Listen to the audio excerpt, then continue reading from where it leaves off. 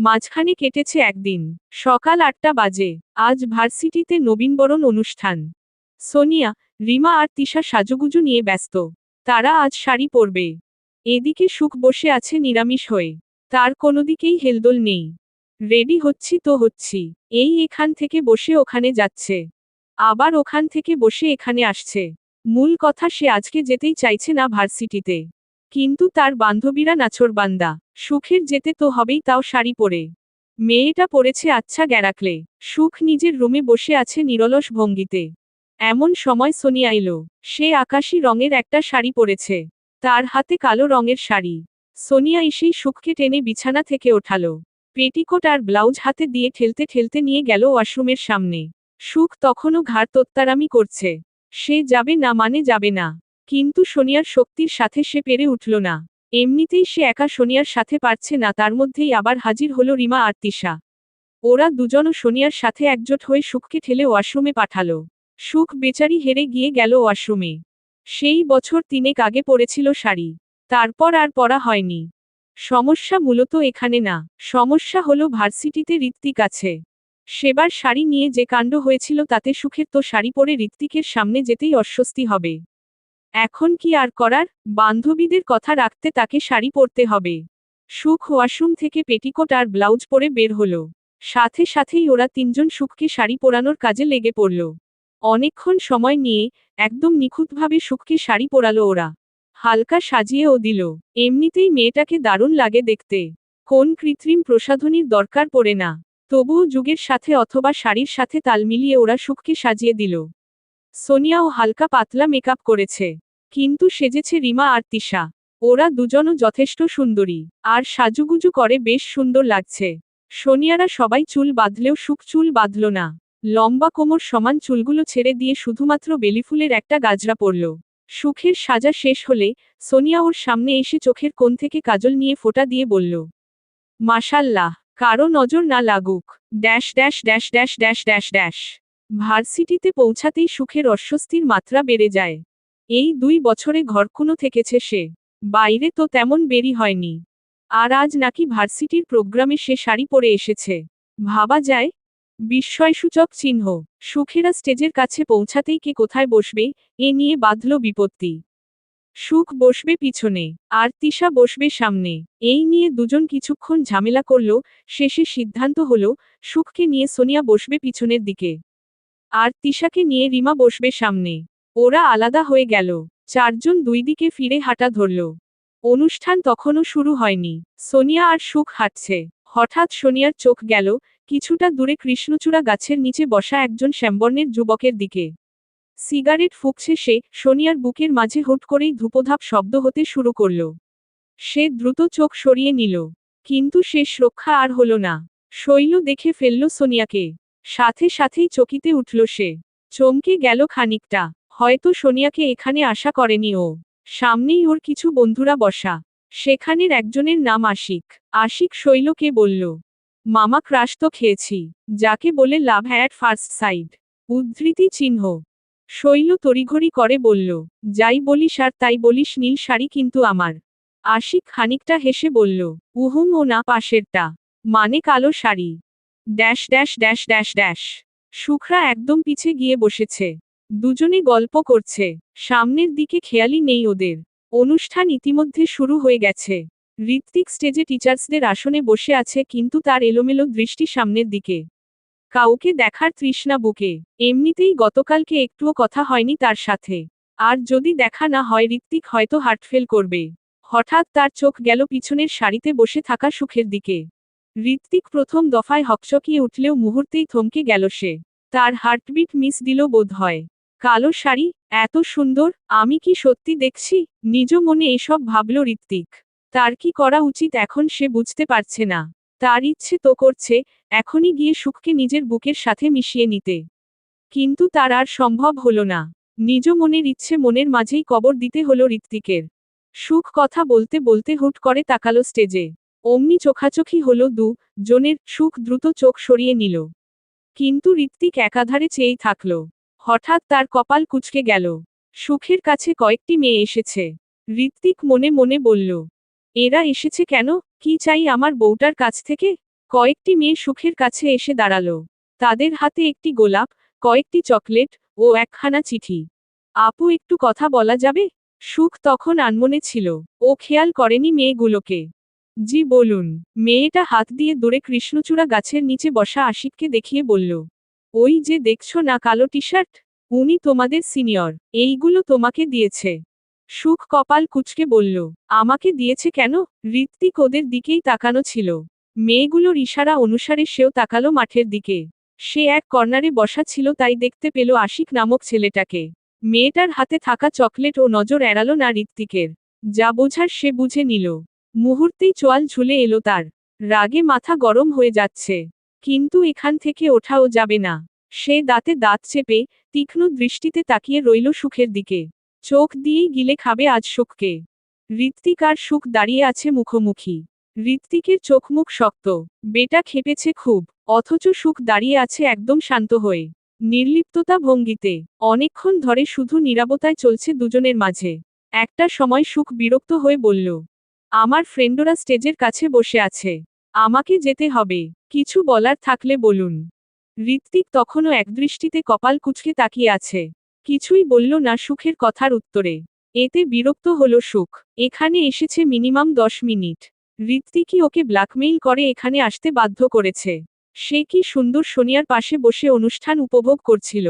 কিন্তু একের পর এক মেসেজ দিয়ে সুখকে অতিষ্ঠ করে দিয়েছে ঋত্বিক। তার একটাই কথা, 3 নম্বর বিল্ডিংয়ের 5 তলায় এসো, না হলে আমি এসে সকলের সামনে থেকে নিয়ে আসব। ঋত্বিককে দিয়ে বিশ্বাস নেই, সে যখন তখন যা কিছু করতে পারে। এজন্য সুখ ঋত্বিকের কথা শুনল। ওর কথা মতো ওর বলা জায়গাতে গেল।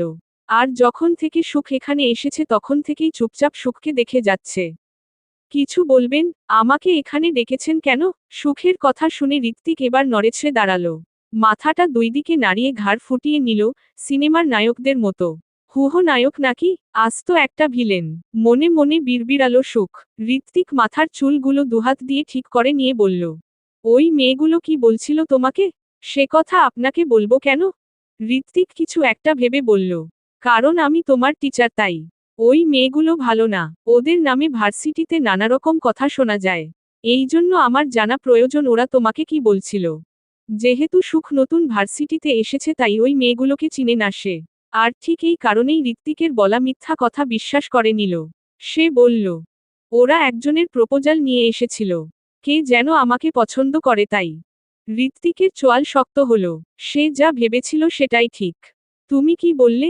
সুখ সরল মনে বলল, আমার ফ্রেন্ড সোনিয়া ছিল ওখানে। সোনিয়া মেয়েটার হাত থেকে চকলেট, চিঠি নিয়ে বলেছে, আমি ভেবে দেখব। তো এতে তোমার অভিমত কি? সুখের মাথায় চট করে একটা বুদ্ধি এলো এখন। সে এতক্ষণে এটুকু বুঝেছে যে ঋত্বিক জেলাস। সে মনে মনে একটা ফন্দি এঁটে নিল ঋত্বিককে জব্দ করার। সুখ বলল, আমার ফ্রেন্ড যেহেতু বলেছে ভেবে দেখব, তার মানে আমি ভেবে দেখব। যদি মনে হয় একসেপ্ট করা যায়, ছেলেটা ভালো, বউকে সম্মান করবে। বিয়ের পরও এক্স গার্লফ্রেন্ডের জন্য বউকে কষ্ট দেবে না, তাহলে ভাবছি একসেপ্ট করে নিব। ঋত্বিক রাগের খেই হারালো। আচমকা সে একটানে সুখকে নিজের কাছে টেনে নিল। এরপর ঠেলতে ঠেলতে নিয়ে গেল দেয়ালের কাছে। সুখের পিঠ তখন দেয়ালে ঠেকে আছে। আর ঋত্বিক ওর একদম কাছে। ঋত্বিকের থেকে সুখ বেশ কিছুটা খাটো। এ কারণে ঋত্বিক এক হাত দেয়ালে বেঁধে কিছুটা নিচু হলো। সুখের মুখের সামনে মুখ এনে বলল, রিয়েলি? সুখের তখন মরিমরি অবস্থা। এই অবস্থায় আর 10 সেকেন্ড থাকলে সে ইহলোক ত্যাগ করবে। সুখে জোরে একটা ধাক্কা মারল ঋত্বিককে। সুখের সর্বশক্তি ব্যবহারে ধাক্কা এক চুল পরিমাণ সরাতে পারল না ঋত্বিককে। ওদিকে ঋত্বিকের তপ্ত শ্বাস তখন সুখের মুখে লাগছে। এতে সুখের অস্বস্তির মাত্রা আরও বাড়ল। সে কোনোমতে বলল, আমার কাছ থেকে দূরে সরুন। আচ্ছা সরব, তার আগে বলো তুমি সত্যি একসেপ্ট করবে? সুখ ঋত্বিকের কথার জবাব না দিয়ে তেজ দেখিয়ে বলল, আপনি সরবেন নাকি আমি চিৎকার করব? করো, আমার বউয়ের কাছে আমি এসেছি।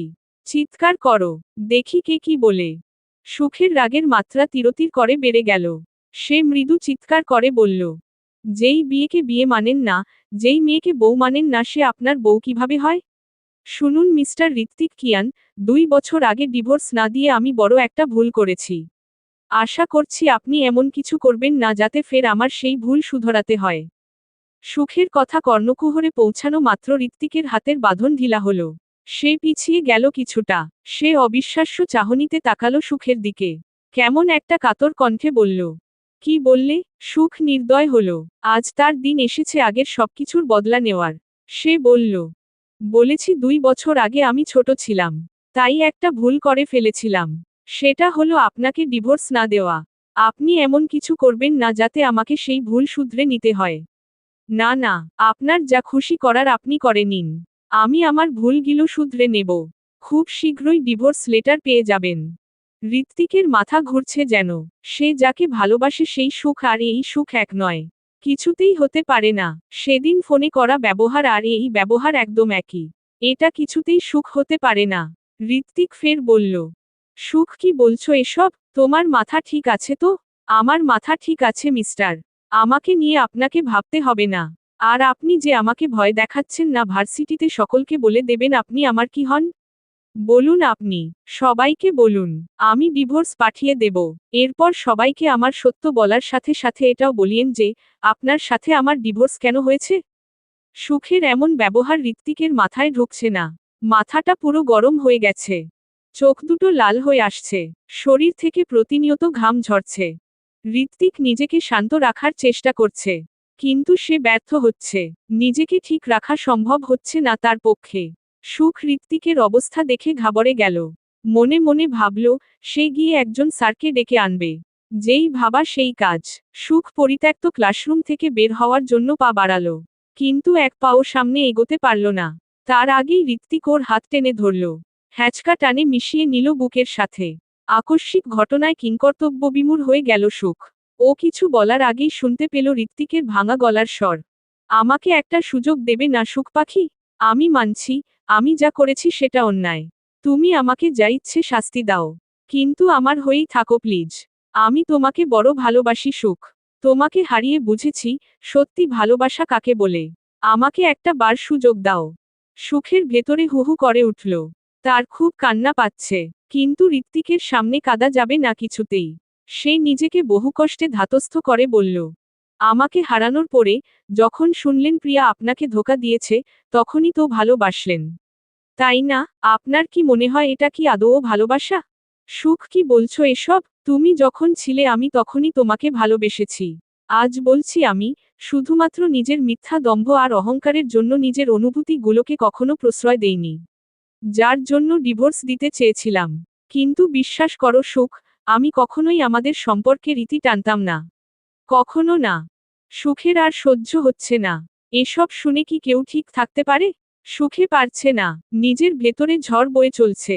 কিন্তু সে সেসব পাত্তা দিতে চাইল না। শক্ত কণ্ঠে বলল, সেসব আমার কাছে নেহাতি অতীত।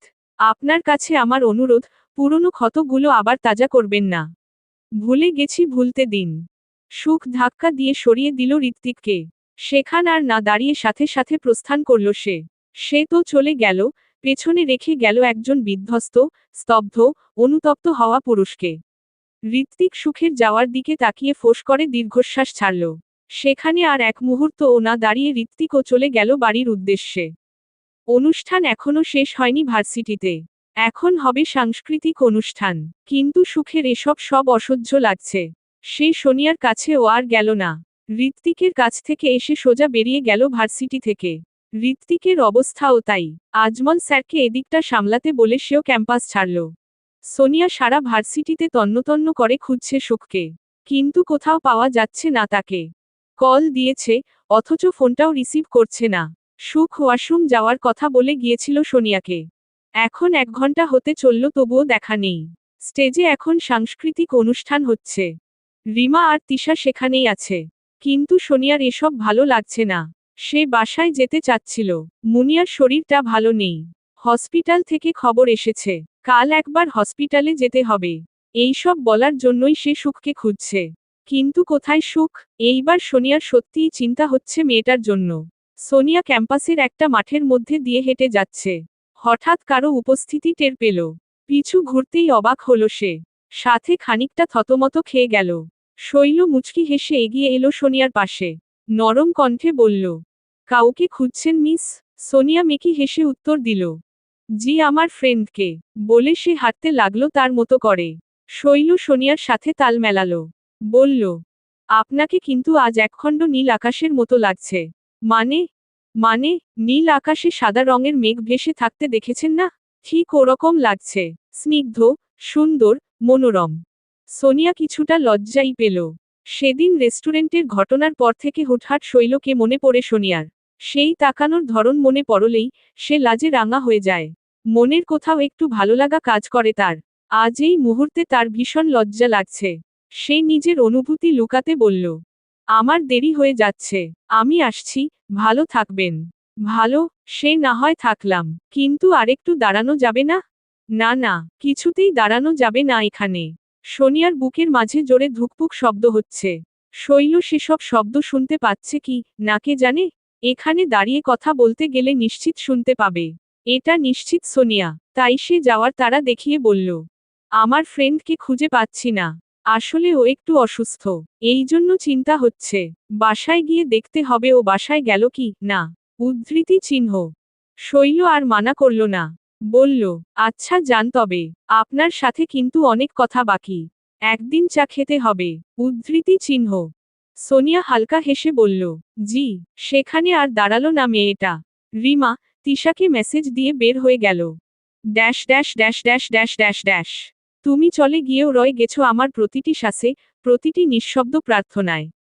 আমি এখনো তোমার ফেরার শব্দ খুঁজি, রাতের নির্বতায়। নিজ মনে বিড়বিড় করল ঋত্বিক। ড্রয়িং রুমে বসে কফি খাচ্ছিল সে। হাতে ফোন, স্ক্রিনে সুখের আজকের একটা ছবি। সুখ সোনিয়ার সাথে কথা বলছে হেসে হেসে।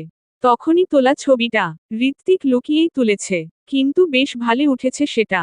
একমনে সেই কখন থেকে দেখে যাচ্ছে ছবিটাকে। আর মাঝে মাঝে বিড়বিড় করছে কি যেন। এমন সময় কাজের বুয়া এলো। ঋত্বিকের সামনে দাঁড়িয়ে রইল খানিকক্ষণ। কিভাবে কি বলবে বুঝতে পারছে না সে। এদিকে ঋত্বিক তো ফোনের মধ্যেই ধ্যানমগ্ন হয়ে আছে। আশেপাশে কি হচ্ছে না হচ্ছে খেয়াল নেই তার। বুয়া অনেকক্ষণ দাঁড়িয়ে থেকেও যখন দেখল ঋত্বিক কিছু বলছে না, তখন উনি গলা খাকারি দিয়ে বললেন, ঋত্বিক বাবা একটু কথা কইতাম। ঋত্বিকের কানে বুয়ার বলা কথা কিছুই ঢুকল না। সে নিজের মতো করে বলল, তুমি যখন পাশে ছিলে, তখন বুঝিনি সুখ ভালোবাসা আসলে কাকে বলে। তুমি হাসতে, অথচ আমি রাগ করতাম। তুমি চুপ থাকতে, আমি দূরত্ব বাড়াতাম। তুমি তো আমার অভ্যাস হয়ে গেছিলে। কি জানো, ভেবেছিলাম তুমি থেকে যাবে চিরদিন, যেমন আকাশ থেকে যায় মাটির ওপরে। কিন্তু এ কি কইতাছ বাবা? ঋত্বিক তোমার কি হয়েছে? শরীর খারাপ লাগে? ঋত্বিক কথা শেষ করার আগেই বুয়া উত্তেজিত হয়ে ঋত্বিককে বলল। ঋত্বিক হঠাৎ করে সামনে তাকাতেই চমকে উঠল। মানুষটা কেসে উঠল। এলোমেলো দৃষ্টি ফেলল আশেপাশে। কয়েক সেকেন্ড বাদেই বুঝল, সে ভুল জায়গায় ভুল কথা বলে ফেলেছে। সে দ্রুত প্রসঙ্গ পাল্টাতে বলল, কিছু বলবেন খালা? ইয়ে মানে, একটা কথা কইতাম। কি বলবেন বলুন না। করছিলাম কি বাবা, অনেকদিন তো হইল বাড়িতে যাও না। একটু যাইয়া ঘুইরা আসলে ভালো হইতো না? তোমার মা রত পরাণ পড়ে। বউডাও নাই, তুমিও নাই। দুইজন বুড়া বুড়ি পইরা আছে বাড়িডাই। তার মা তাকে প্রায় প্রতিদিনই একথা বলে। মাঝে মধ্যে বুয়াকে দিয়েও বলায়।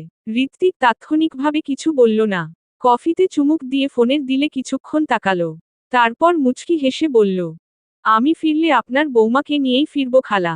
আচ্ছা সেসব বাদ দিন, সামির বুয়ার ছেলে পড়াশোনা কেমন চলছে? কোচিং থেকে ফিরেছে? বুয়া বুঝল ঋত্বিক বাড়ি যাওয়ার বিষয়ে কথা বলতে তেমন আগ্রহী নয়। তাই সে ও আর ঘাটল না, নেহাতি রোজিনা ফোন করে তাকে বলেছে। না হলে কি আর সে বলতো? বুয়া হালকা হেসে বললেন, লেহা পড়া করতে চাই না। এখনকার পোলাপাইন তো, তবুও করছে আর কি চলার মতো। সেই সন্ধ্যায় প্রাইভেট পড়তে গেছে এখনো আসেনি। আচ্ছা খালা চলে আসবে, আমি একটু আসছি। ঋত্বিক কফির কাপ সোফায় রেখে উঠে দাঁড়ালো। গটগট করে বেরিয়ে গেল বাসা থেকে। গন্তব্য তার, সুখের বাড়ির সামনে। ঋতু সময়ে অসময়ে প্রায়ই যায় সুখের বাড়ির সামনে। এতে যদি প্রেয়সীকে দেখা যায় এক ঝলক। ক্ষতি কি এতে? Dash dash dash dash dash dash dash dash dash. রাত তখন 10টার মতো। সুখেরা সবাই বসে গল্প করছে। আজকের হট টপিক হলো, সুখ কাউকে কিছু না জানিয়ে চলে আসলো কেন? কি কারণে সে কাউকে কিছু না বলে উধাও হয়ে গিয়েছিল? সুখ ওদেরকে বারবার বলছে, তার ভালো লাগছিল না বলে চলে এসেছে। কিন্তু এটা বিশ্বাস হচ্ছে না ওদের এই নিয়েই বাকবিতণ্ডা হচ্ছে। বাকবিতণ্ডা বলতে রাগারাগি নয়। ওরা শুধু সুখের পেট থেকে কথা বের করতে চাচ্ছে। আর ওকে টিজ করে মজা উড়াচ্ছে। বলা যায় এক প্রকার আড্ডা দিচ্ছে সকলে। হঠাৎ কলিং বেল বাজল, একাধারে বাজতেই থাকল। এতে খানিকটা ঘাবড়ে গেল ওরা সকলে। সুখ আর সোনিয়ার তো কোন ফ্যামিলিই নাই। ওদের বাসা থেকে কেউ আসে না। আর তিশা ও রিমার পরিবারের কেউ আসলে তো বলে আসবে। তাছাড়া বাদবাকি ওদের ফ্ল্যাটে আর কেউ আসে না খুব একটা। আবার ডাকাত টাকাত এলো না তো। 4টা মেয়ে থাকে ওরা। ভয় পাওয়া তো স্বাভাবিকই। ওদিকে কলিং বেল একাধারে বেজেই চলেছে। মনে হচ্ছে না কোন স্বাভাবিক মানুষ এটা করছে। অনেকক্ষণ পরও যখন থামল না শব্দ, ওরা 4জন সাহস করে এগিয়ে গেল দরজা খোলার জন্য। হতে পারে কেউ বিপদে পড়েছে, ওরা ড্রয়িং রুম পর্যন্ত গিয়েছে। এমন সময় সুখের ফোনে কল এলো। এতে আরও ঘাবড়ালো তারা। এমন সময় আবার কে কল করল?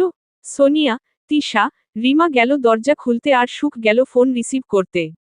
এক দৌড়ে রুমে গেল সুখ। ফোনটা হাতে নিয়ে দেখতে পেল আননোন নম্বর। সে ভয়ে ভয়ে রিসিভ করল। হ্যালো, ওপাশ থেকে শোনা গেল ঋত্বিকের কণ্ঠ। সুখ, তোমার বড় ভাইকে দেখলাম তোমাদের ফ্ল্যাটে ঢুকতে। দরজা খুলবে না কিন্তু। ওর হাবভাব ভালো লাগেনি আমার। আমাকে ও দেখেনি। আমি এখানেই আছি, ভয় পেও না যেন। সুখ চমকে উঠল, আঁতকে উঠল। তার বড় ভাই এসেছে? সুখ কোন মতে কণ্ঠে উচ্চারণ করল। অনেক দেরি হয়ে গেছে। ও চলে এসেছে। সুখ কল না কেটে ফোনটা হাতে নিয়েই দৌড়ালো। সোনিয়া দরজার সিটকিনি খুলে দিয়েছে আর তখনই সুখ চিৎকার করে বলে উঠল, দরজা খুলিস না কেউ। কিন্তু তখন অনেক দেরি হয়ে গেছে। ইব্রাহিম হোসেন ঢুকে পড়েছেন ভেতরে। ইব্রাহিমকে দেখেই সুখের পিলে চমকে গেল। এই মানুষটা কতটা নিকৃষ্ট তা তো সুখই ভালো জানে। সুখ এক মুহূর্ত ওখানে না দাঁড়িয়ে দৌড়ে রুমে ঢুকে গেল। দরজা আটকে দিল ভেতর থেকে। ইব্রাহিম হোসেন সুখকে অনুসরণ করে সেই রুমের দরজার সামনে এসে দরজা ধাক্কাতে লাগল। তোর সাথে কথা আছে সুখ, দরজা খোল। এসব সব কিছুই মাথার উপর দিয়ে গেল বাকি 3জনের। তবে ওরা এটা বুঝল, নিশ্চিত এই লোকের সাথে সুখের অতীতের কোনো কানেকশন আছে। সোনিয়া ইব্রাহিম নামক লোকটাকে বলল, কে আপনি? এখানে কি চাই? এসব কোন ধরনের অসভ্যতা? ইব্রাহিম সোনিয়ার কথা কর্ণপাত না করে সুখকে ডাকায় মরিয়া হল। ঋত্বিক ও কল কাটেনি। হালকা পাতলা সবকিছুই সে এতক্ষণ শুনতে পেয়েছে। আর বাদবাকি অনুমান করেছে। সেই সুখকে বারবার ডেকে চলেছে। সুখ তখন পুরোপুরি ভেঙে পড়েছে। তার পিঠে যত আঘাতের চিহ্ন, তার মনে যত কষ্ট, এসবের অর্ধেকই এই ইব্রাহিম নামক মানুষটার জন্য। হয়তো এখনো কোন স্বার্থ পূরণের জন্য এসেছে আবার। সুখ কথা বলছে না দেখে ঋত্বিকের ছটফটানি বাড়ছে। সে বারবার ডাকছে সুখকে। কিছুক্ষণ পর সুখের খেয়াল হলো ঋত্বিক এখনো কলে রয়েছে। সে নরম স্বরে বলল, বলুন সুখ, আমি আসব? তোমার ফ্রেন্ডরা কিছু মনে করবে না তো? আসার দরকার নেই। ও দরজা ধাক্কাচ্ছে। যা করবে করুক, আমি দরজা খুলব না। আমার জীবন থেকে যারা একবার চলে গেছে, তাদেরকে আমি আর স্থান দেব না। সুখের বলা কথাটা ঋত্বিকের গায়ে লাগলেও সে তেমন একটা গুরুত্ব দিল না সে বিষয়ে। বরং বলল, সরি সুখ। তবে আমাকে আসতেই হচ্ছে। এখন দোয়া করো যেন তোমার ভাই আবার আমাদের সম্পর্কের কথা বলে না ফেলে। প্লিজ আপনি আসবেন না। আমার ভাই আপনাকে দেখা মাত্রই বলে দেবে আপনি আমার কি হন। আমার বান্ধবীরা জানে না এসব। ঋত্বিক এই মুহূর্তে ও সুখের সকল কথা বলার ধরন সবকিছু নোটিস করছে। সে বলল, আমি কি হই তোমার? সুখের এমনিতেও ভয় লাগছে। সে এখন নর্মালি কথা বলার মুডেও নেই। অথচ এই মানুষটা এখনো যাতা বলে যাচ্ছে। সুখ কিছু না বলে খোঁজ করে ফোন কেটে দিল। তার মাথায় ঘুরছে একটাই কথা, ইব্রাহিম কেন এসেছে এখন? কি চাই সে? সম্পত্তির ভাগ? তাছাড়া আর কি? ওকে বহুদিন ধরে খুঁজছিল এই সম্পত্তির জন্য। তাছাড়া আগে যেসব অত্যাচার করেছে সেসবও তো এই সম্পত্তির জন্যই। আগে সবকিছু সুখ মুখ বুঝে মেনে নিয়েছে। কিন্তু সুখ আর আগের সুখ নেই, তার প্রাপ্যটুকু সে সব জায়গা থেকেই বুঝে নেবে। এক চুল পরিমাণও ছাড় দিবে না। কিন্তু এখন এখানে বসে এসব ভাবার সময়ও নেই। যদি এই মুহূর্তে ঋত্বিক এখানে আসে, আর যদি তিশা বাড়িমার সামনে বেফাস কিছু বলে বসে ইব্রাহিম, সে একটা বুদ্ধি আটল। ঋত্বিক যেহেতু বলেছে সে আসবে, তার মানে আসবে। ঋত্বিক আসার আগেই তার কিছু একটা করতে হবে। ইব্রাহিম বারবার দরজা খুলতে বলছে আর সোনিয়া ওকে বারবার থামতে বলছে। তিশা আর রিমা হলো আদরের ঘরের দুলালি, তারা এসব হাঙ্গামায় অভ্যস্ত নয়। এই কারণে দুজনেই ভয়ে কুঁকড়ে গেছে। সোনিয়া বলল, আপনি যদি আর 1 মিনিট এখানে থাকেন, তবে আমি পুলিশ ডাকতে বাধ্য হব। ইব্রাহিম ক্রুর হেসে সোনিয়ার দিকে এগিয়ে এলো। তার মুখ দেখেই বোঝা যাচ্ছে ওর উদ্দেশ্য ভালো না। সোনিয়া ভয়ার্ত ঢোক গিলল। তিশা চিৎকার করে উঠল আতঙ্কে। কিন্তু ইব্রাহিম সোনিয়াকে কিছু বলার আগেই দরজা খুলে দিল সুখ। ঝাঝালো কণ্ঠে বলল, কি বলতে চাও, কেন এসেছো এখানে? ইব্রাহিম কিছু বলার আগে ওরা তিনজন এগিয়ে এলো সুখের দিকে। তিনজনেই বিচলিত, ভয়ার্ত কণ্ঠে বলল, তুই দরজা খুলেছিস কেন? সুখ ওদেরকে কিছু না বলে প্রথমে রিমাকে আর তিশাকে ঠেলতে ঠেলতে নিয়ে গেল ওদের রুমের কাছে। হ্যাচকা একটা ধাক্কা দিয়ে রুমের মধ্যে পাঠিয়ে দিয়ে বলল, সরি রে, আমার জন্য তোদের এই পরিস্থিতিতে পড়তে হলো। আমি সবটা সামলে নিচ্ছি, তোরা ততক্ষণে রুমে থাক প্লিজ। ভয় পাস না, কিছু হবে না। ওদেরকে কিছু বলার সুযোগ না দিয়ে সুখ দরজা আটকে দিল। এরপর গেল ইব্রাহিমের মুখোমুখি। বলো, কি চাও তুমি? তোকে চাইছি, আমার সাথে ফিরে চল সুখ।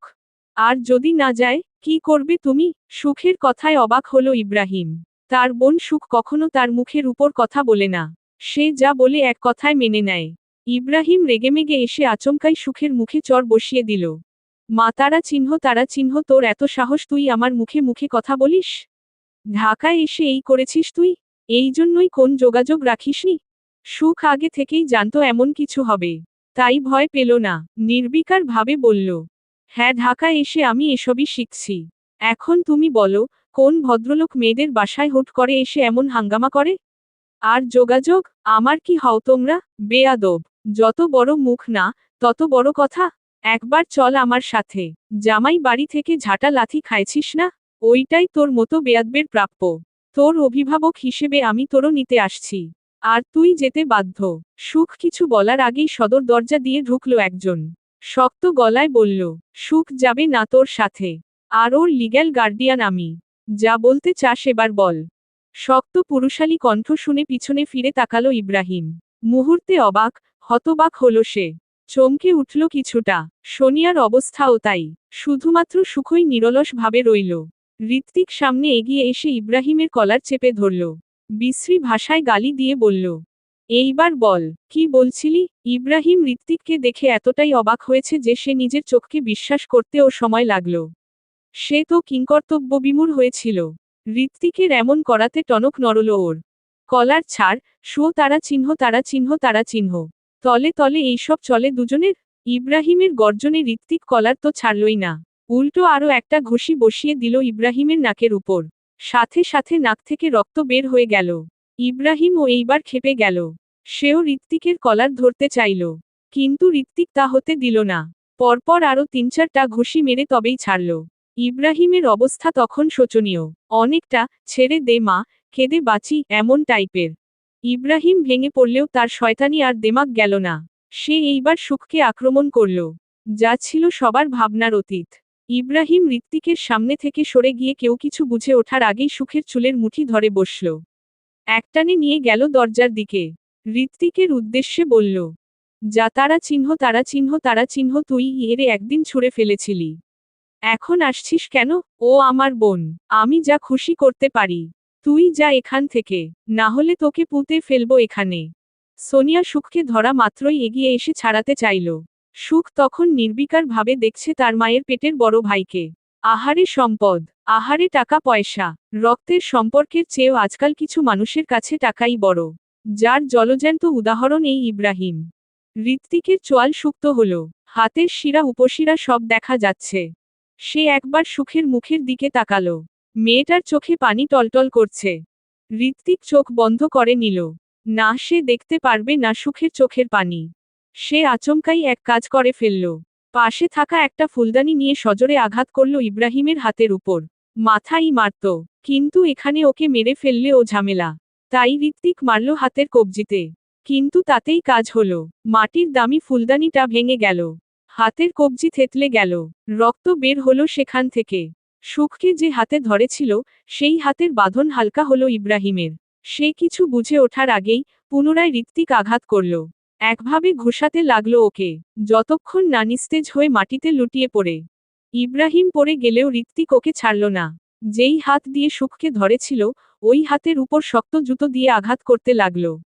ব্যথায় গোঙাতে লাগলো ইব্রাহিম। সুখকে তখন সোনিয়া সামলাচ্ছে, কিন্তু দুজনই ভয় পেয়ে গেছে দারুণ। ওদিকে তিশা আর রিমা একভাবে দরজা খুলতে বলছে। কি বলছিলি? তোর বোন সুখ? তোর বোন সুখ?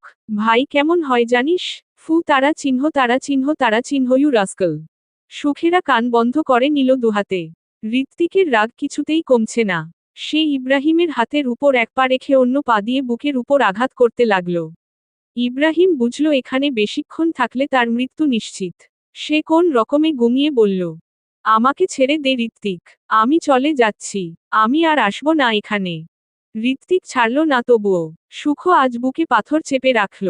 সেও ঋত্বিককে একবার থামতে বলল না। ঋত্বিক বলল, কি জন্য এখানে এসেছিলি বল। ইব্রাহিম নামক জঘন্য, নির্লজ্জ অমানুষটা বলল, মায়ের রেখে যাওয়া সম্পত্তির জন্য। মা আমাদের দুই ভাইয়ের চেয়েও সুখকে বেশি জায়গা লিখে দিয়েছে। সেসব আমাদের চাই, তাই ওকে নিতে এসেছিলাম। ঋত্বিক পায়ের জোর বাড়ালো, আরও জোরে চেপে ধরল ইব্রাহিমের বুকের উপর।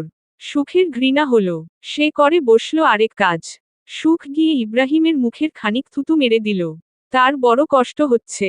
সে কান্না বিজড়িত গলায় বলল, বড় ভাইয়ের অধিকার নিয়ে এসেছ। কতগুলো বছর পরে তোমার সাথে দেখা। একবার জানতে চেয়েছ আমি কেমন আছি। এসেই তুমি আক্রমণ শুরু করলে। আবার বলছো আমি তোমার বোন। থু, বেরিয়ে যাও এখান থেকে। আর কোনোদিন যেন তোমাকে আমার সামনে না দেখি। আগে জানতাম আমার দুইটা অমানুষ ভাই বেঁচে আছে, কিন্তু আজ থেকে মরে গেলে। বেরিয়ে যাও এখান থেকে। এরপর ঋত্বিককে বলল, ছেড়ে দিন ওকে। ঋত্বিক শুনল সুখের কথা। বউ বলেছে বলে কথা, না শুনলে হয়। ঋত্বিক ইব্রাহিমকে ছেড়ে দিতেই ইব্রাহিম কোনোমতে উঠে দাঁড়ালো। সে প্রচণ্ড রাগ, ক্ষোভ ও অপমান নিয়ে বেরিয়ে গেল দরজা দিয়ে। যাওয়ার আগে ওদের দিকে বাঁকা চোখে তাকাতে ভুলল না। ইব্রাহিম যাওয়ার পর সবকিছু নীরবতায় ছেয়ে গেল। চুপ থাকলো সবাই। পূর্বাভাসবিহীন হঠাৎ ঝড়ে ভেঙে পড়েছে সুখ। সাথে ভেঙে পড়েছে তার বান্ধবীরাও। ঋত্বিক সময় দিল সুখকে সবকিছু মাথার মধ্যে গুছিয়ে নেওয়ার জন্য। কিছুক্ষণ পর ঋত্বিক বলল, সুখ, যেটা হয়েছে ভুলে যাও। আশা করছি ও আর এমন করবে না। ঋত্বিকের সাধারণভাবে বলা কথাও যেন সুখের গায়ে সূচের মতো বিঁধল। সে খেকিয়ে বলল, হ্যাঁ ভুলে যাব। আপনারা প্রতিবার অন্যায় করবেন আর আমি ভুলে যাব। কি মনে হয় আমাকে? আমি কি মানুষ না, যে যেমন পারেন আমাকে কষ্ট দেন। আবার বলেন, ভুলে যেতে, ফিরে যেতে। শুনুন, আপনি যদি ভেবে থাকেন এই উপকারটুকু করেছেন বলে আমি ফিরে যাব আবার, তাহলে ভুল ভাবছেন মিস্টার ঋত্বিক। সোনিয়া তাদের স্বামী স্ত্রীর ঝামেলায় থাকতে চাইল না। সে অন্যদিকে ঘুরে যেতে গিয়েও যেতে পারল না। তার আগেই শুনতে পেল সুখের কথা। সোনিয়া, ওদের দরজাটা খুলে দে। এরপর সুখ ঋত্বিককে বলল, আমি কে, বাকি সম্পর্ক আমাদের মাঝে তা এখনই ভুলে যান। আপনি শুধুমাত্র মানবতার খাতিরে আমাদের সাহায্য করতে এসেছিলেন। আর এখন আপনি আমাদের টিচার।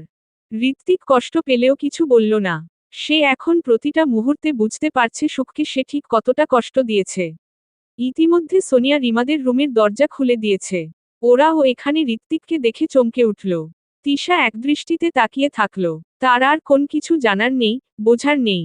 এই মানুষটাই যে তাদের বাঁচিয়েছে এটা সে বুঝতে পেরেছে, তার আর কিছুই চায় না। ঋত্বিক ওদেরকে দেখে সুখের হাজবেন্ড বর থেকে ট্রান্সলেট হয়ে ভার্সিটির টিচার ফর্মে ফিরে গিয়ে বলল, আপনারা সাবধানে থাকবেন। আর আপনাদের এখানে তো তেমন কেউ আসে না, তাই কেউ হুট করে কলিং বেল বাজালে দরজা খুলবেন না। যেহেতু আপনারা 4 জন মেয়ে থাকেন, আজ আমি দেখতে পেয়েছি তাই এসেছি। যদি আমি না থাকতাম, আসছি। ভালো থাকবেন, সাবধানে থাকবেন। ঋত্বিক শেষ একবার সুখের দিকে তাকালো। এতক্ষণ সুখ ওর দিকেই তাকানো ছিল। দুজনের দৃষ্টি বিনিময় হতেই সুখ চোখ সরিয়ে নিল। ঋত্বিক আর দাঁড়ালো না, কোন দিকে দেখল না, সে যাওয়ার জন্য পা বাড়ালো। তিশা মুগ্ধ হলো ঋত্বিকের কাজে। সে কিছু বলতে গিয়েও থেমে গেল। এতক্ষণের যত ভয় ছিল সব উবে গিয়েছে নিমিষেই। নিশ্চয়ই আজ রাতে আর ঘুম হবে না মেয়েটার। রিমা সিরিয়াস ভাবে সুখকে প্রশ্ন করল, এসবের মানে কি সুখ? A to Z বুঝিয়ে বল। কে ওই লোক? কেন এসেছিল এখানে? সুখ কিছু বলার আগে সোনিয়া রিমাকে বলল, কালকে শুনিস। এখন গিয়ে রেস্ট কর। ভাই অনেক ধকল গেছে এই আধ ঘন্টায়। সবাই সোনিয়ার কথা মেনে নিল। যার যার রুমে চলে গেল বিশ্রামের জন্য। Dash dash dash dash dash dash dash dash. সকাল বেলা দেরিতে ঘুম ভাঙল সুখের। উঠে দেখল সোনিয়া বাসায় নেই। আজ তার মায়ের কাছে যাওয়ার কথা। নিশ্চয়ই সেখানে গেছে। সুখ বাকি দুজনকে খুঁজল। পড়া ভার্সিটি যাওয়ার জন্য তৈরি হচ্ছে। সোনিয়া যাবে না আজ, তাই সুখও যেতে চাইল না ভার্সিটিতে।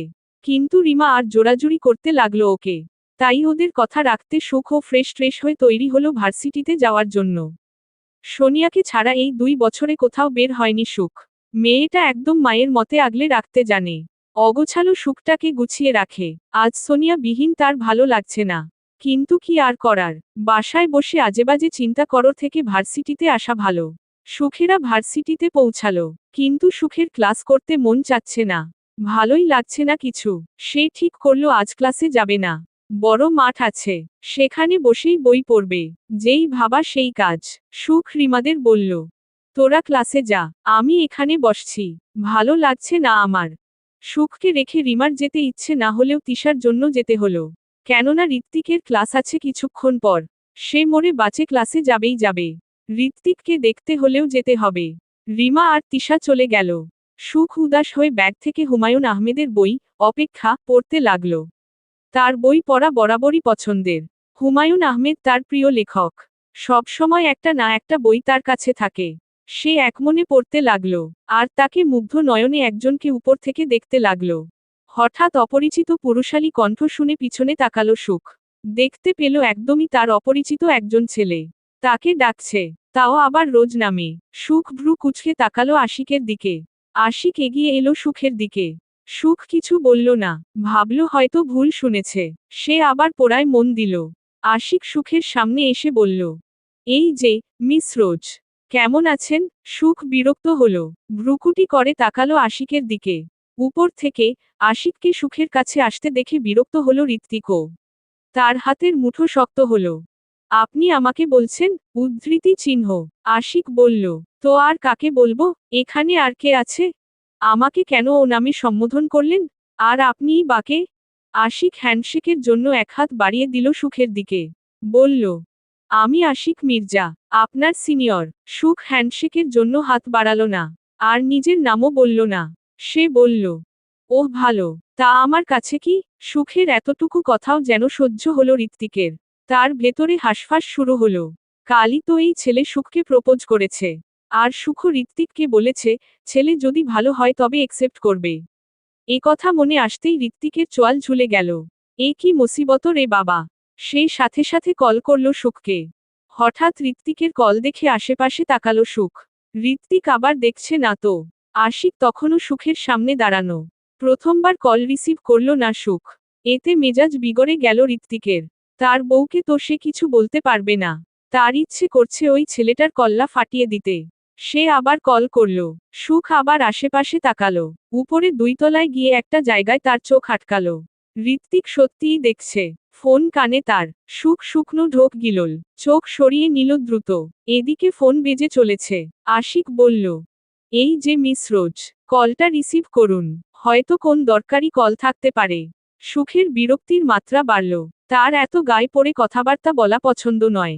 কিন্তু ভদ্রতার খাতিরে সে কিছুই বলতে পারল না। কিন্তু ঋত্বিকের কলরা রিসিভ করল।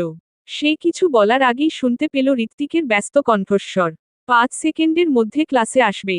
না হলে কিন্তু আমি আসব ওখানে।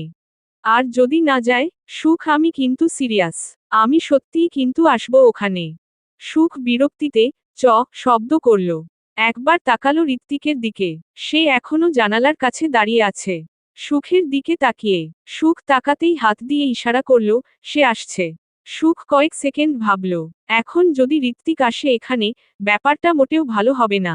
সুখ বলল, ওকে 5 মিনিট সময় দিন, আসছি। 5 মিনিট নয়, 5 সেকেন্ড। উদ্ধৃতি চিহ্ন। এই যে শুনুন, আমি আপনার কাছে বাধা নই। আপনি যা বলবেন সেটাই আমাকে শুনতে হবে। ঋত্বিকের কথার টোন পাল্টে গেল মুহূর্তেই। সে নরম কণ্ঠে বলল, কিন্তু আমি তো তোমার কাছে বাধা। তুমি আমার বিয়ে করা বউ। তোমাকে ছাড়া যে আমার চলবে না সোনা। সুখ কেসে উঠল। বিষম খেল। একনাগাড়ে কাশতেই লাগল। উপর থেকে সুখের অবস্থা দেখে ঋত্বিক বাঁকা হাসল। কিছুক্ষণ পরই আবার চোয়াল শক্ত হল। কেননা, সুখের কাশি দেখে আশিক পানির বোতল এগিয়ে দিয়েছে ওর দিকে। আর সুখ ঝোঁকের বসে সেটা গ্রহণও করেছে। ঋত্বিকের মেজাজ খারাপ হল। এই মেয়েটা কি বুঝতে পারছে না কিছু? সুখ পানি খেয়ে খানিকটা শান্ত হল। আশিককে সৌজন্যমূলক ধন্যবাদ দিয়ে আবার তাকালো দোতলায়। জানালার কাছে ঋত্বিক নেই। সুখের আর বুঝতে বাকি রইল না, ঋত্বিক সত্যি আসছে এখানে। সুখ এক মুহূর্ত ও বসে থাকল না। আশিককে বোকা বানিয়ে রেখে ও উঠেই এক দৌড় লাগালো ভবনের দিকে। আশিক তাজ্জব বনে তাকিয়ে রইল সুখের যাওয়ার পানে। সুখ সর্বশক্তি দিয়ে দৌড়াচ্ছে সিঁড়ি দিয়ে। একতলার মাঝামাঝি সিঁড়িতে হঠাৎ ধাক্কা লাগে একজনের সাথে। সুখ পড়ে যেতে নেই, কিন্তু মানুষটা খুব যত্নে ধরে নেই ওকে। আগলে নেই নিজের বুকের মাঝে। সবকিছু এত তাড়াতাড়ি হয়ে গেল যে সুখ কিছু বুঝে উঠতেই পারল না। কয়েক সেকেন্ড পর তার খেয়াল হতেই সে সরে যায় মানুষটার কাছ থেকে। চোখ তুলে তাকায় সামনের দিকে। ঋত্বিককে সামনে দেখে সুখের অন্তর কেঁপে উঠল তখনই। সে কিছু না বলে ঋত্বিককে পাশ কাটিয়ে চলে গেল ক্লাসরুমের দিকে। ঋত্বিককে যেন মানুষ বলেই গণ্য করল না সুখ। বেচারা ঋত্বিক সেদিকে তাকিয়ে তপ্ত শ্বাস ফেলল। কি আর করার, বউ এখন প্রতিশোধ নিচ্ছে। যা করবে সহ্য করে নিতে হবে, তাছাড়া আর উপায় নেই। ক্লাসরুমে গিয়ে সুখ আর সোনিয়া যেখানে বসে, সেখানেই বসল সুখ, একদম পিছনে। ওকে দেখে রিমা আর তিশা অবাক হলো বইকি। কেননা সুখ তো বলেছিল ক্লাস করবে না, তাহলে এখন এলো কেন? তিশা সুখের কাছে জিজ্ঞেস করল। সুখ কিছু বলার আগেই ঋত্বিক ঢুকল ক্লাসে। আজও তার পরনে কালো শার্ট। তিশা ঋত্বিককে দেখেই নিজ স্থানে বসে পড়ল। সে আর উঠতেই পারবে না এখান থেকে। ঋত্বিককে দেখলেই তিশার বুকে ঢোল বাজে। কখন জানি আবার সবাই শুনতে পায় সে শব্দ। এই নিয়ে ভীষণ ভয় আছে তিশা। কিন্তু যাকে দেখে এতটা ছটফটানি সে কি আদৌ কখনো খেয়াল করেছে তিশাকে? করেনি, হয়তো এই জীবনে কখনো করবেও না। ঋত্বিক ধীর পায়ে ক্লাসরুমে এলো। সবাই তাড়াতাড়ি দাঁড়ালেও সুখের ভেতরে কোন হেলদোল দেখা গেল না ঋত্বিককে নিয়ে। সে ক্লাসে এসে টেবিলে মাথা রেখে অন্যদিকে ফিরে পড়ে রইল। ঋত্বিক এসেছে বলে সবাইকে দাঁড়ানো দেখে সেও সময় নিয়ে ধীরে সুস্থে দাঁড়ালো। ঋত্বিকের দৃষ্টি শুধুই সুখের দিকে। সে বাঁকা হাসল সুখের কাণ্ডে। মেয়েটা এতটা তোত্তারা কবে হলো? কই 2 বছরে তো ঋত্বিক কখনোই বুঝতে পারেনি। ক্লাস টাইম শুরু হলে ঋত্বিক লেকচার দিতে শুরু করল। আর বারে বারে তাকালো সুখের দিকেই। আশেপাশেও তাকালো, কিন্তু সেটা মানুষের সন্দেহ দূর করার জন্য। সুখের দিকে বারবার তাকালে যদি মানুষ সন্দেহ করে, এজন্যই সে ঘুরে ফিরে তাকাচ্ছে আর ক্লাস করাচ্ছে। সুখ সামনের দিকেই তাকানো, তবে একবারও তাকালো ঋত্বিকের দিকে। হঠাৎ করে সুখ সামনের দিক থেকে ফোনের দিকে নজর দিল। সোনিয়া কল করেছে। এতেও ঋত্বিক জলে পুড়ে ছারখার হয়ে গেল যেন। সে কপাল কুঁচকালো সুখকে চুপেচাপে কথা বলতে দেখে। সেও ধীরে ধীরে শক্ত মুখে হেঁটে গেল সুখের দিকে। মূলত তার ভয় হলো, ওই বাইরের ছেলেটা যদি কল দেয়। ঋত্বিক সুখের সামনে এসে দাঁড়ালো নিঃশব্দে। সুখ তখন টেবিলের তলে মাথা দিয়ে কথা বলছে ফোনে। ঋত্বিক সেখানেই দাঁড়িয়ে থাকল। কয়েক মিনিট পর কথা বলা শেষে সুখ সোজা হয়ে বসতেই চমকে উঠল। সে দেখল সারা ক্লাসের ছেলেমেয়েরা তার দিকেই তাকিয়ে মিটিমিটি হাসছে। আর ঋত্বিক শান্ত চোখে তাকিয়ে আছে। কিছুক্ষণ পর সবাইকে শান্ত হতে বলে ঋত্বিক সুখকে বলল, এটা ক্লাসরুম, কথা বলার জায়গা নয়। কথা বলতে হলে বাইরে চলে যান। এবার জোরে জোরে বলল, আরেকটা কথা, আমার ক্লাস চলাকালে কেউ ফোন ইউজ করতে পারবেন না, যদি না গুরুতর দরকার হয়। দরকার হলে বাহিরে চলে যাবেন। ঋত্বিকের কথায় যেন সুখ আকাশের চাঁদ হাতে পেল। সে চাপা স্বরে বলল, সরি স্যার, আমার আর্জেন্ট কল আসছে, বাহিরে যেতে হবে। ঋত্বিক দাঁতে দাঁত চেপে রাখল। নিজের কথাতে নিজেই ফেঁসে গেল সে। এখন তো কিছু করারও নেই। সে অনুমতি দিল সুখকে বাইরে যাওয়ার। Dash dash dash dash dash dash dash dash dash. হসপিটালে করিডোরে হাঁটছে সোনিয়া। একা নয়, সাথে আছে স্বল্প পরিচিত একজন যুবক। শৈল আর সে হাঁটছে। তাদের কোন গন্তব্য নেই। সোনিয়ার মায়ের শরীরটা ভালো নেই। আজকাল তাকে সামলানোই দায় হয়ে পড়েছে। সোনিয়াকে ডাকা হয়েছিল এ বিষয়ে পরামর্শ করার জন্য। মুনিয়াকে এখানে রাখতে গেলে আরও টাকা দেওয়া লাগবে, না হলে বাসায় নিতে হবে। সোনিয়া কিছুটা সময় চেয়ে বের অফিস রুম থেকে। করিডোর দিয়ে হাঁটার সময় দেখা শৈলের সাথে। কেউ কারো সাথে কথা বলছে না। তখন থেকেই তারা শুধু পাশাপাশি হেঁটে যাচ্ছে। একটা সময় নীরবতা ভেঙে শৈল প্রশ্ন করল, কে থাকে এখানে? আমার মা। সোনিয়া কথার জবাব দিয়ে পুনরায় প্রশ্ন করল, আপনার? আমার বাবা। কবে থেকে? বহু বছর, এই ধরুন প্রায় 14 বছর।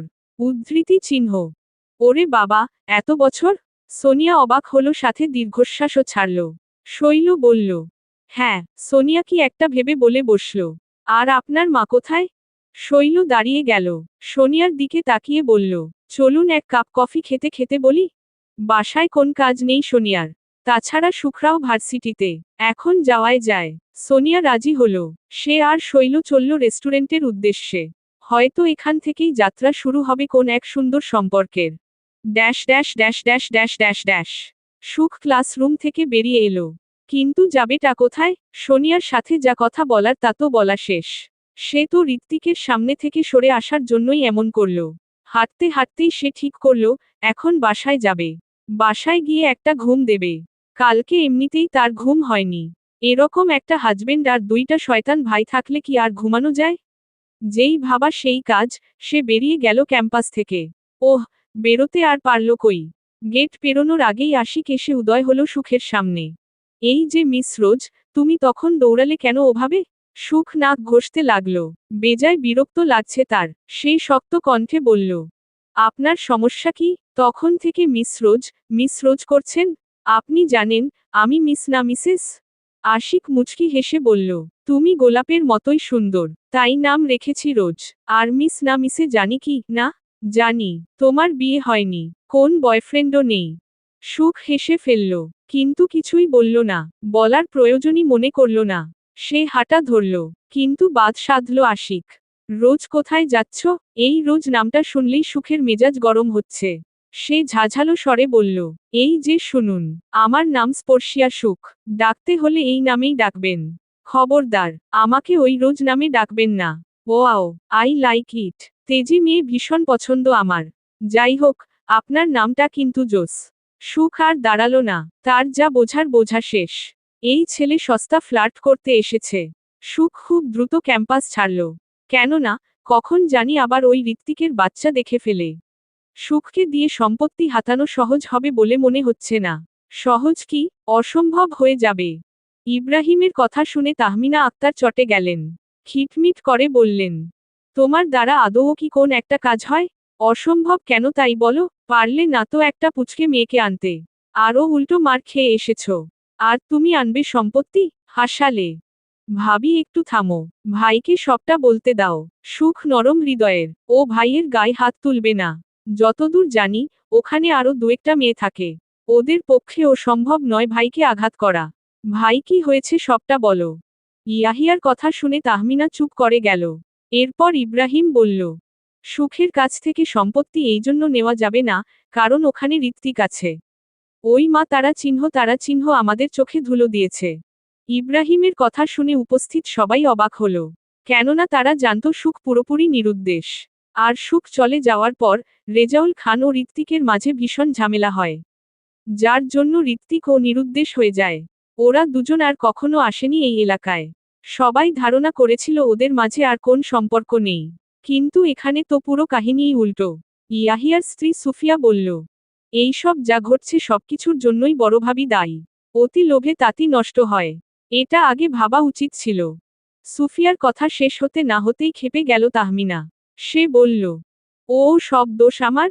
তোদের কোন দোষ নেই? আমি যখন বলেছিলাম, বড় ঘরে বিয়ে দিলে সুখের শ্বশুরবাড়ি থেকে ওর সম্পত্তির দিকে কেউ নজর দিবে না, আরও আমরা যখন তখন কিছু না কিছু আনতে পারব, তখন বুদ্ধির জাহাজ তুই আমাকে বলিসনি কেন? এখন সব দোষ আমার? ভাবি তোমার তো বোঝা উচিত ছিল। ওই মেয়ে এতটাও বোকা নয় যে, আমাদের সবকিছু লিখে দেবে বললে অমনি। আমি বলিনি কারণ, তুমি বেশি বোঝো। আমি বললেও তুমি শুনতে না। তুই আর কাটা গায়ে নুনের ছিটা দিস না ছোট। বিয়ের কথাটা তুইই বলেছিলি। তারপর তো ওরা প্রস্তাব আনলে আমি বিয়ে দেওয়ার কথা বলেছি। এখন তো মনে হচ্ছে, বিয়ে না দিয়ে আমাদের সংসারে কাজ করত তাহলেই ভালো হতো। দোষ সব তোরই। ভাবি ভালোভাবে কথা বলো। দোষ আমার নয়। দোষ হচ্ছে, আমাদের শাশুড়ি মায়ের। বুড়িটা মরেছে তাও শয়তানি রেখে গিয়েছে। বুড়িকে কে করতে বলেছিল এমন উইল? দুই বউয়ের ঝগড়া দেখে, দুই ভাই দীর্ঘশ্বাস ছাড়ল। ইয়াহিয়া নিজের স্ত্রীকে বলল, থামবে একটু, কথাগুলো শুনতে দাও কি হয়েছে? কি আর শুনবে? দেখো গে তোমার আদরের বোন ওখানে গিয়ে প্রাক্তন বরের সাথে ফষ্টি তারা চিহ্ন নষ্টি করে বেড়াচ্ছে। থামবে তুমি? সুফিয়া মুখ ঝামটি মেরে অন্যদিকে ফিরল। ইব্রাহিম আবারও কথা শুরু করল। সে প্রথম থেকে সবটা খুলে বলল। সব শুনে ইয়াহিয়া বলল, মা যে জমিগুলো সুখকে দিয়েছে তার বর্তমান বাজার মূল্য কয়েক কোটি টাকা। যে করেই হোক ওগুলোকে আমাদের নিতেই হবে। তাহমিনা বললেন, সেটা সম্ভব করতে হলে, সামনে যেসব বাধা আসবে তা গোড়া থেকে উপরে ফেলতে হবে আমাদের। ঠিক বলেছ ভাবি, ওই জমি তো আমাদের চাইই চাই। তার জন্য সব করব। দরকার হলে ঋত্বিককেই সরিয়ে দেব রাস্তা থেকে। হিয়াহিয়ার কথা শুনে বাঁকা হাসল সবাই। ইব্রাহিমের শরীর ব্যথা, তাই বেশি কথা বলতে পারল না সে। Dash dash dash dash dash dash dash dash. তখন আমার বয়স মাত্র 10। বাবা তখন সরকারি অফিসার, উচ্চপদস্থ কর্মকর্তা। আমাদের ছিল তখন একটা হাসিখুশি পরিবার। হঠাৎ কোথা থেকে জানি একটা ঝড় এলো। সে ঝড় তোচনোচ করে দিয়ে গেল আমাদের সবকিছু। হঠাৎ করে একদিন বাবার চাকরি চলে গেল। কারণ হিসেবে দেখানো হলো তিনি সরকারি সম্পত্তি চুরি করেছেন। চাকরি যাওয়ার পাশাপাশি কয়েক লক্ষ টাকার অর্থদণ্ড ও 3 বছরের কারাদণ্ডও দেওয়া হলো। সবকিছু এত তাড়াতাড়ি ঘটেছিল যে আমরা কেউ কিছু বুঝতেই পারিনি। বাবাকে জেলে নেওয়া হলো। তিনি মানসিকভাবে ভেঙে পড়লেন খুব। এর 2 দিন যেতে না যেতেই মা আমাদের ছেড়ে চলে গেল। বাবারই একজন কলিগের সাথে একসাথে 2টা আঘাত বাবা সহ্য করতে পারেনি। স্ট্রোক করলেন। আর তার যখন জ্ঞান ফিরল তখন থেকেই বাবা মানসিক রোগী। বাবার উপর আনা এলিগেশনটা পরে অবশ্য মিথ্যা প্রমাণিত হয়। আমার মা আর বাবার সেই কলিগ মিলে বাবার বিরুদ্ধে ষড়যন্ত্র করে বাবাকে ফাঁসিয়েছিল। বাবাকে আবার সসম্মানে চাকরিতে নেওয়া হলো। সবাই ক্ষমা চাইল। কিন্তু আফসোস, বাবা আর সুস্থ হলেন না। হারানো সম্মান ফিরে পেলেও তিনি সেই আঘাতের ক্ষত কাটিয়ে উঠতে পারলেন না। আমার মা আর বাবার সেই কলিগ এখনো পলাতক। আমি খুঁজে চলেছি তাদের। জানেন, আমার মাকে যদি কোনোদিন পেয়ে যায়, আমি একটা প্রশ্নই করব। আমাদেরকে কাঁদিয়ে তুমি ভালো আছো তো? জানি না তা কখনো সম্ভব হবে কি না, কিন্তু আমার মন বলে আমি তাকে ঠিক একদিন খুঁজে বের করব। দীর্ঘ সময় কথা বলে শৈল থামল। তার বুক চিরে বেরিয়ে এলো দীর্ঘশ্বাস। সোনিয়া খেয়াল করল তার চোখের কোণায় পানি জমেছে। শৈল বলল, এমা কাঁদছেন কেন আপনি? কাঁদবেন না প্লিজ। সোনিয়া চোখে জমে থাকা পানিটুকু মুছে ফেলল। বলল, কাঁদছি না। কাঁদলে আপনাকে ভালো লাগে না। আপনি সবসময় হাসবেন। আপনি হাসলে কি মনে হয় জানেন? মনে হয় দুঃখেরও একটা নরম দিক আছে, যেখানে শুধু ভালোবাসা বসবাস করে। সোনিয়া লজ্জা পেল খানিকটা। কাঁদতে কাঁদতেই মুচকি হাসল। ততক্ষণে ওদের কফি খাওয়া শেষ। শৈল বলল, উমম, আমার একটু কাজ আছে মিস।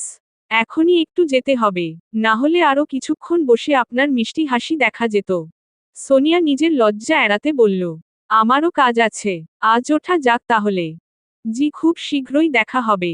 আপনার গল্পও জানতে হবে। Dash dash dash dash dash dash dash dash. Tisha ঋত্বিকের দিকেই তাকিয়ে থাকলো পুরোটা ক্লাসে।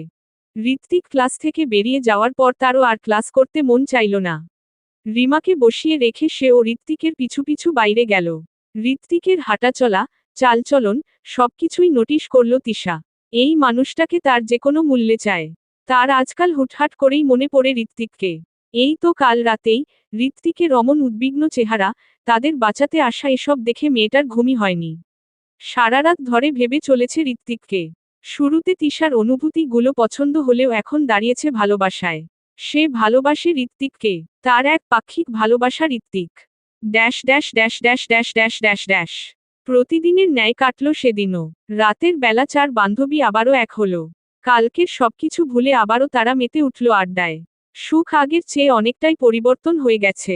এখন সে কথা বলে সবার সাথে। হাসি আনন্দে মেতে ওঠে বাকিদের মতো। সকালে ভার্সিটি, বিকেলে আড্ডা, আনন্দ। তাদের দিন এভাবেই কাটতে লাগল। মাঝখানে কেটে গেছে বেশ কিছুদিন। সুখ এই দিন সম্পূর্ণ ইগনোর করেছে ঋত্বিককে। সে নিজের সিমটাও পরিবর্তন করে ফেলেছে। যেটার নাম্বার ম্যানেজ করা ঋত্বিকের পক্ষে এখনো সম্ভব হয়নি। সুখ ভার্সিটিতে যায় কিন্তু ঋত্বিকের ক্লাস করে না। করলেও সে একেবারের জন্যও ঋত্বিকের দিকে তাকায় না। ঋত্বিক বারবার কথা বলার চেষ্টা করেছে, কিন্তু সুখ করেনি, আর করবেও না। যদিও আগে ঋত্বিক তাকে ভয় দেখিয়েছে ভার্সিটির সকলকে বলে দেবে সবকিছু। এতে সুখ ভয়ও পেয়েছে প্রথম প্রথম, কিন্তু পরেই সে নিজেকে ধাতস্থ করে নিয়েছে। এখানে দোষ তো তার নয়। সে কেন ভয় পাবে? তাছাড়া সে ছিল বিয়ে নামক পবিত্র সম্পর্কে। সে তো অন্যায় কিছু করেনি। তাই এসব ঠুনকো হুমকি সম্পূর্ণ উপেক্ষা করেই ঋত্বিককে ইগনোর করছে। সে অতীতের সবকিছু থেকে নিজেকে গুটিয়ে নিয়েছে। এখন সে নিজেকে পূর্ণরূপে পরিবর্তন করে নিয়েছে। আশিক নামক ছেলেটা প্রায় আসে কথা বলতে। সুখ এখন জানে, ওরিয়েন্টেশনের দিন আশিকই তাকে প্রেম নিবেদন করেছে। এই জন্য সুখ আশিকের সাথেও কথা বলে না। সে আর প্রেম, ভালোবাসায় নিজেকে জোড়াতে চায় না। জীবনে একা থাকা যায়। কত মানুষ আছে যারা একা বেঁচে আছে। সুখও সেরকম থাকবে। নতুন একটা দিনের সূচনা হলো। সুখেরা প্রতিদিনের ন্যায় 4 বান্ধবী আজও গেল ভার্সিটিতে। যথারীতি তারা ক্লাসে গেল। কিন্তু আজ ঋত্বিক এলো না ক্লাসে। সুখ সেদিকে খেয়াল করেও করল না। আসুক না আসুক তার কি?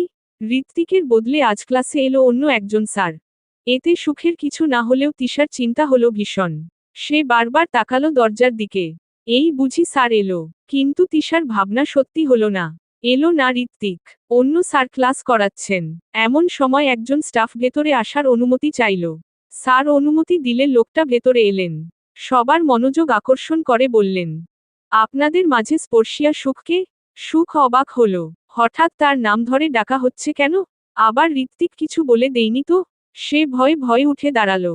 কাপা কাপা কণ্ঠে বলল, আমি রেজাউল খান নামে একজন দেখা করতে এসেছে আপনার সাথে। রেজাউল খানের নাম শুনে সুখ আরও অবাক হলো। রেজাউল খান দেখা করতে আসবে? কই আগে বলেনি তো সুখকে। আচ্ছা আমি আসছি। সুখ স্টাফের পিছন পিছন গেল। স্টাফ সুখকে একটা রুম দেখিয়ে দিয়ে চলে গেল। সুখের কেমন জানি অদ্ভুত লাগছে সবকিছু। তবুও সাহস সঞ্চয় করে সে গেল সেই রুমের দিকে। দরজা হালকা ভিড়ানো রুমের। তার ভয় হলো। সন্দেহ জাগলো মনে। আসলেই কি রেজাউল খান এসেছেন? নাকি অন্য কিছু? সুখ এসব ভাবতে ভাবতেই ভিড়ানো দরজা হালকা টোকা দিল। কিন্তু প্রথমবারে কোন রেসপন্স পাওয়া গেল না। সুখ ফের দরজা নক করল। আর অমনি কেউ একজন দরজা খুলে হ্যাচকা টানে তাকে সেই রুমের মধ্যে নিয়ে গেল। সুখ চিৎকার করতে গিয়েও পারল না। অজানা লোক তার মুখটাও চেপে ধরল খুব জোরে। সুখ কিছুক্ষণ পর চোখ মেলে দেখতে পেল সে ঋত্বিকের একদম কাছাকাছি। ঋত্বিকই ওর মুখ চেপে ধরেছে। সুখ ছাড়া পাওয়ার জন্য ছটফট করতে লাগল। কিন্তু ঋত্বিক ছাড়ল না। সে একদৃষ্টিতে সুখকে দেখতে লাগল। যেন কতকাল দেখে না। কিছুক্ষণ পর সে কাতর কণ্ঠে বলল, কেন করছো এমন? তোমাকে বলেছি না, আমার করা অন্যায়ের যা শাস্তি দিবে আমি তা মাথা পেতে নেব। শুধু আমার হয়েই থাকো। জানো পাখি, আমার কতটা কষ্ট হয়েছে? সুখ ছটফট করতে লাগলো আগের মতো। সে একবার তাকালো ঋত্বিকের মুখের দিকে। মানুষটার চোখমুখ শুকিয়ে গেছে। তাকে দেখেই বোঝা যাচ্ছে বিধ্বস্ত। কিন্তু সুখ এসব দেখতে চাই না। অতীতে তার অবস্থাও অসংখ্যবার এমন হয়েছে। সুখ এখন ছাড়া পেতে চায়। এত সব শুনতে চাই না, দেখতে চাই না। কিন্তু ঋত্বিক সেসব শুনলে তো? সে আবারও বলল, পাখি, আমাকে একটাবার ক্ষমা করা যায় না? তুমি এই দিন আমাকে ইনগোর করেছ, জানো আমার কতটা কষ্ট হয়েছে? আমি তো আমার ভুল বুঝতে পেরেছি। অনুতপ্ত হয়েছি। তুমি যা শাস্তি দিবে তা আমি মাথা পেতে নেব। শুধু আমার হয়ে থাকো না, পাখি। এরপর ঋত্বিক করে বসল এক অনাকাঙ্ক্ষিত কাজ। সে আচমকাই সুখকে ছেড়ে দিল। ধপ করে বসে পড়ল সুখের পায়ের কাছে। সুখ চমকালো, থমকালো ঋত্বিকের এমন কাজে। সেই সরে যাওয়ার আগেই শুনতে পেল ঋত্বিকের ভাঙা গলার স্বর। সুখ, আমাকে করবে ক্ষমা? দেখো সেই বিখ্যাত গম্ভীর, গোমরা মুখ, অহংকারী ছেলেটা আজ তোমার পায়ের কাছে। যে তোমাকে দিনের পর দিন কষ্ট দিয়েছে। সুখ, তাকে তুমি শাস্তি দাও। সে সবকিছু মাথা পেতে নেবে। কিন্তু তার জীবন থেকে চলে যেও না প্লিজ।